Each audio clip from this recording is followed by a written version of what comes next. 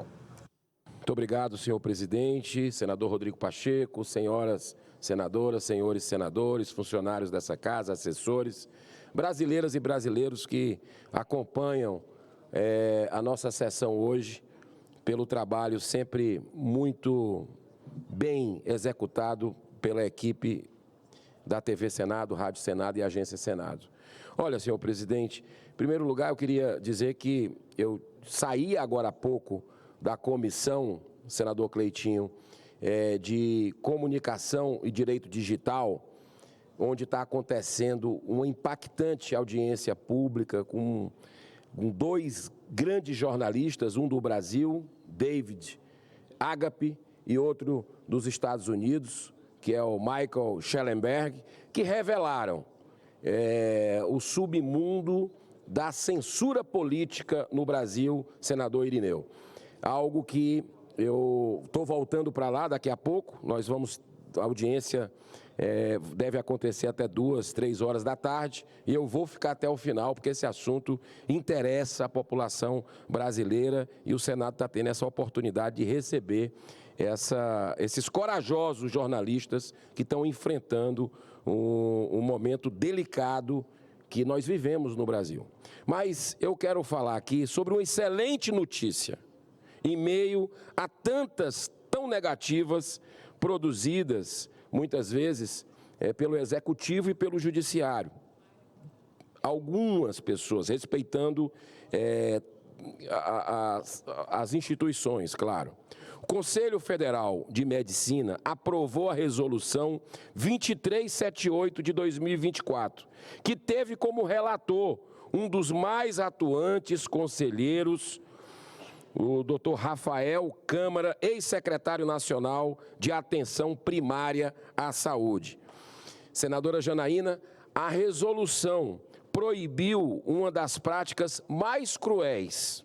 E a gente vimos aqui discursos sobre defesa da mulher, me solidarizei com a senhora pessoalmente e também conte comigo com relação à solidariedade ao caso do filho do Lula, né, das agressões que pouco são faladas aqui no Congresso Nacional. Mas essa resolução, que é da assístolia, que consiste na injeção de altas doses de cloreto de potássio no coração de bebês, com mais de 22 semanas de gestação, provocando primeiro o assassinato ainda no útero materno, para então promover o parto antecipado.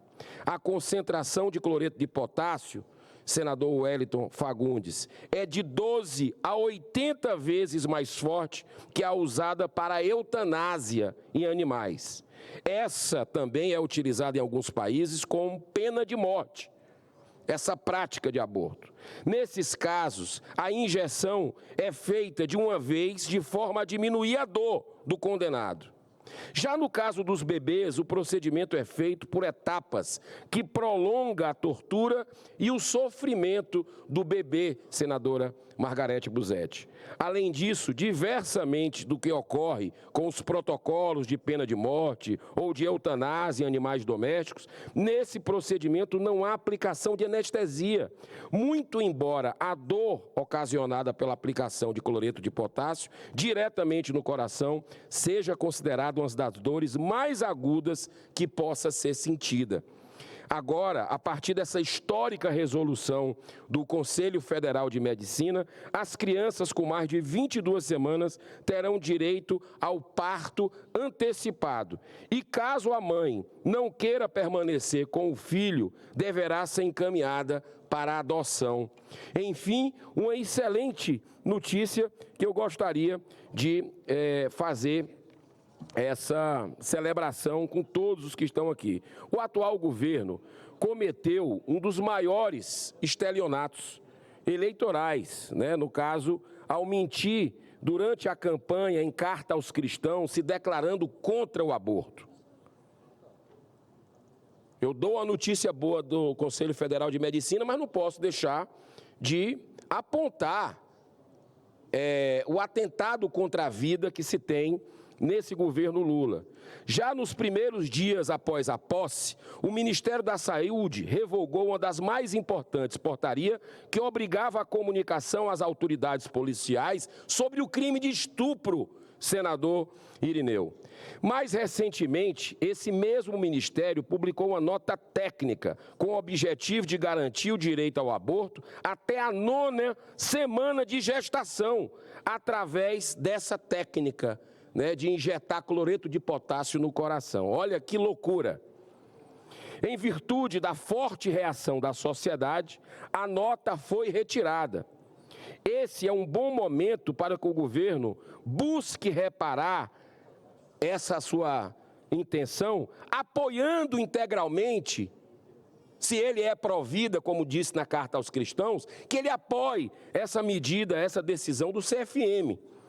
Até porque essa resolução está funcionando na nossa Constituição e em vários tratados internacionais dos quais o Brasil é signatário, além de honrar o juramento de Hipócrates. E o mais importante, está em sintonia com mais de 80% da população brasileira que já entendeu que é contrária à legalização do aborto. Além do mais, a resolução não altera e nem contrapõe ao artigo 128 do Código Penal, que define os casos em que o crime de aborto não é punido pela lei. O que precisa ser muito realçado é que a ciência avança a favor da vida. Graças a Deus, qualquer criança com apenas 22 semanas de gestação sobrevive muito bem ao parto prematuro. A própria ciência comprova as sequelas físicas, emocionais e psicológicas sofridas pela mulher que provoca o aborto. De acordo com vários estudos e pesquisas médicas, dentre eles o Research British, que faz essas pesquisas sempre anuais, é 190% maior a possibilidade de contrair câncer de mama, 55% maior o risco de problemas mentais, 220% maior de dependência química e 140% de quadros depressivos, e vem o grave. Mais grave ainda, 155% maior o risco de suicídio, se você comparar mulheres que não praticaram aborto com mulheres que praticaram. Ou seja, são 2 vidas que estão em jogo. Por isso, o movimento Pró-Vida tem essa campanha que as 2 vidas importam, da mãe e do bebê. As provas científicas que a vida humana tem início no momento da fecundação do óvulo pelo espermatozoide são tão contundentes que levou a Suprema Corte dos Estados Unidos a rever o julgamento Roe versus Wade, que legalizou o aborto em 1973, para modificar o entendimento de 50 anos depois. Sabe o que é que essa lei diz? É a lei do heartbeating, que mostra que o coração do bebê já bate com 18 dias da concepção.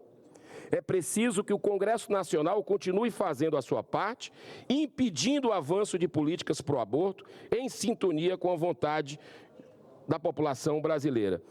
E eu tenho que agradecer, senhor presidente Rodrigo Pacheco, o Senado Federal, o senhor, a sua presidência, por essa sensibilidade em favor da vida.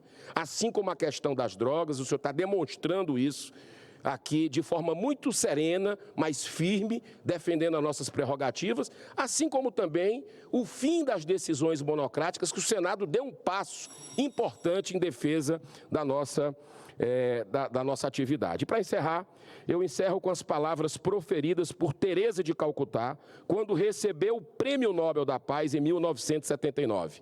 Abro aspas, nos 40 segundos, não precisa mais nem protelar. Lhe agradeço, presidente. Eu sinto que o grande destruidor da paz é o aborto, porque ele é uma guerra contra as crianças.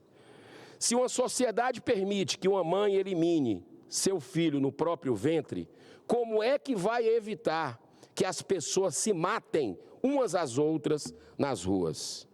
Muito obrigado, muita paz.